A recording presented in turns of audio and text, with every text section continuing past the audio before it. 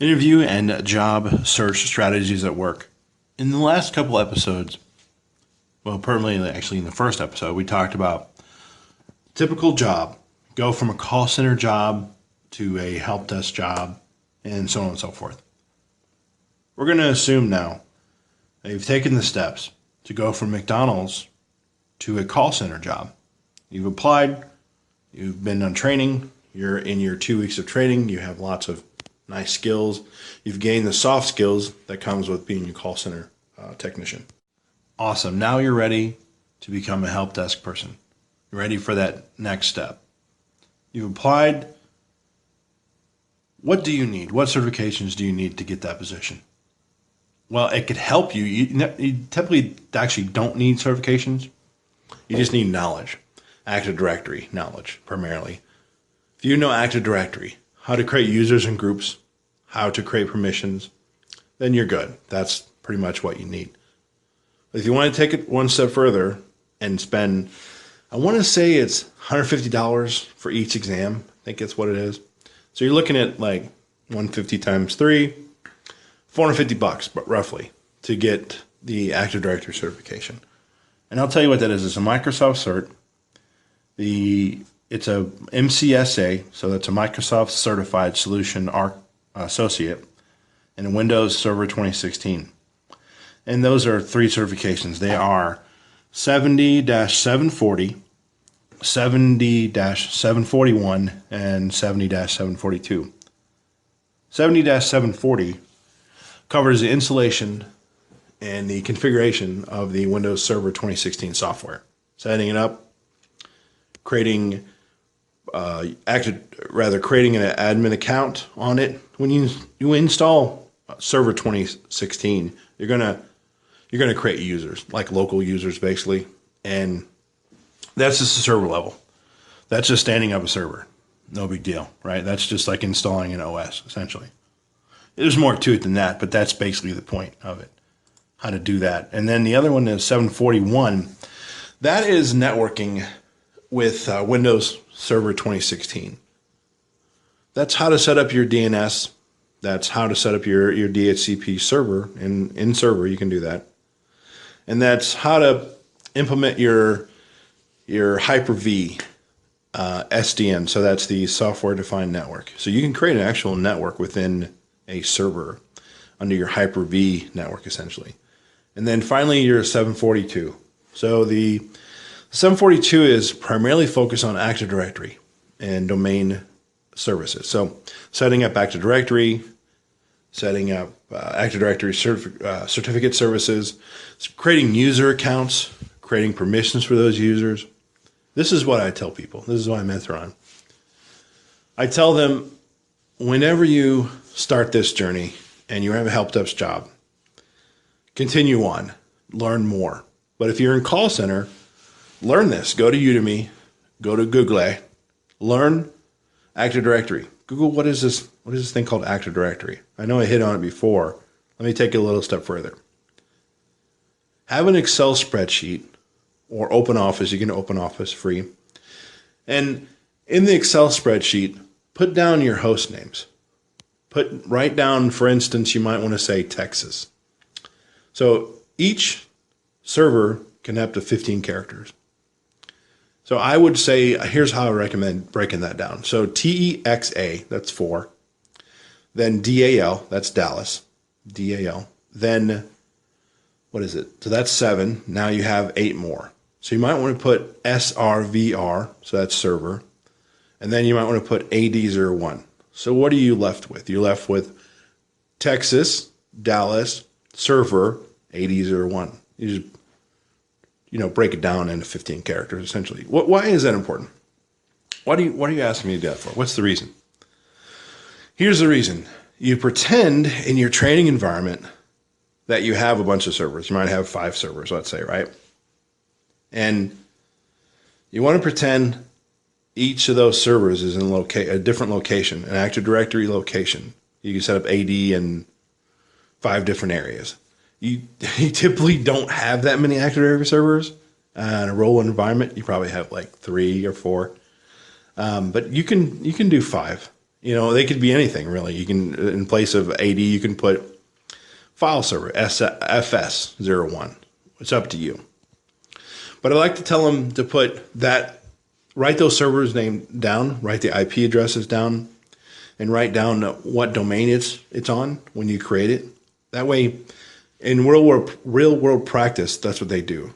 They have a list of inventory of all these servers, because you could be looking at, say, 20,000 servers, or a list of the whoever pulls a list from SCCM or whatever of, all these are servers, bam, and you're like, I have no idea where they're at. I have no clue. Well, you'll know this because based on their name. That's the whole idea behind naming them that way, because you'll know where they're at. Secondly, in your Excel spreadsheet, another sheet perhaps, create a bunch of users, family members, friends, etc. Maybe 10, 20 users. Create a bunch of users and give them different permissions. Put them in different member of containers. Maybe create a different container. Maybe create a container, a member of group essentially for only Texas or whatever area that server is in. And add those users to that area. And then you're able to you're able to simulate problems essentially. So when you do help desk in your real world scenario, you're going to have a bunch of people calling you, a bunch of different problems. Take those problems and just simulate them in your at-home environment, basically your home lab environment, so that you understand, okay, that's what it's. Get to the point where you can break it, you can solve the problem quicker and faster. And whenever you do that, you're just gonna, you're gonna get more. What you want to do is this. You want to have the aha moment. You want to have like, wow, I did it. I figured it out. Awesome. That's what you want to get to. That's everything really. When you can get to that point where you're like, I figured it out. I did it on my own. I had that aha moment. You want to fail fast essentially, but you want to get to the aha moment. Like, I did it. I know I keep reiterating that, but that's really the case. Whenever you get to that feeling that like, I did it, that's their confidence building. You got it. You got that win. You got that small win. Whenever I think I didn't really go over this in the first episode, but whenever you're getting out and some people may feel like, oh, IT is such this giant thing, and like, it's really not. Truth be told, it's really not. And if someone around you says, oh, you can't get this job, right? Like, you can't get a job because you don't have a certificate, or rather, you don't have a degree, or whatever the scenario is, whatever they tell you, just say thank you. Awesome. Thank you. And don't seek their advice again, because anybody that is in IT, everybody, the people you want to hang around with, the people you want to take advice from, are the people trying to help you. They want to help me out, help me get better. Because in IT, we don't want someone who doesn't share knowledge, someone who just like holds it in, is a stingy butt. We don't want that. We don't want those type of people here. I mean, they exist, believe that. There are people, like I told you in the first one, that just stick around and just take a chair. They're taking up a chair, taking up a seat, essentially, taking up a slot from the company. They're good workers. They do what's expected of them, but they're not looking to improve. And I've seen it time and time again, how many people I've seen that they're just content, dude. They're just fine. Hey, I'm here. I'm fine. And hey, that's on them. No big deal. But my point is, if your goal is to do that, then just do that. But if your goal is to get better and better and better, people around you are going to gravitate to you. And maybe you could even form like your own little powwow, basically, where maybe you go home and you talk about ideas with people at work and you just learn. Or if you're not getting it there, there's plenty of communities out there. And if you're not getting it from there, create a YouTube channel. Teach people what you know. And you're going to get instant feedback, because you're probably looking for some sort of recognition or some sort of like, good job. Sometimes you won't get it, but sometimes you will. And if the more you create, the more content you create, the more feedback you're going to get, the more you're probably going to do better in the field. And also, if you do all those things, like for instance, you create a YouTube channel, when you go to your next interview for sysadmin, you can always reference to say, I have a YouTube channel. I teach others about this. What you're doing is you're telling them your credentials. I've validated my credentials because I have a YouTube channel. I know what I'm talking about. That's what it says to them, essentially. That those two people who are in an interview, you being one of them, the other person doesn't have a YouTube channel, doesn't have maybe a GitHub site, doesn't do the extra things that you do. Well, you're going to get the job every time.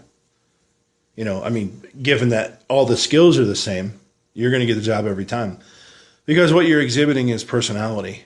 You're exhibiting like a figure. The best thing you can do for yourself in the job, IT job, if you don't know, is say, I don't know, but I'm going to find out. Because it's not over till I win. I'm going to get it. You take it as personal satisfaction, as like a challenge, a personal challenge. Like, no one else did this, but I'm going to figure it out. I know it sounds a little egotistical, and maybe you hold that to your own, when you're out there, but in your back of your mind, you say, I'm just going to figure this out. And the more, the more you share your knowledge and the more you try to include other people, you're going to just feed ideas off one another. And then you're going to get really, really excited and like, oh, awesome, and we're having an awesome time. So yeah, take some of that advice into consideration. I appreciate everybody taking the time to view this podcast, listen to the podcast, and we'll see you later. Thanks, bye.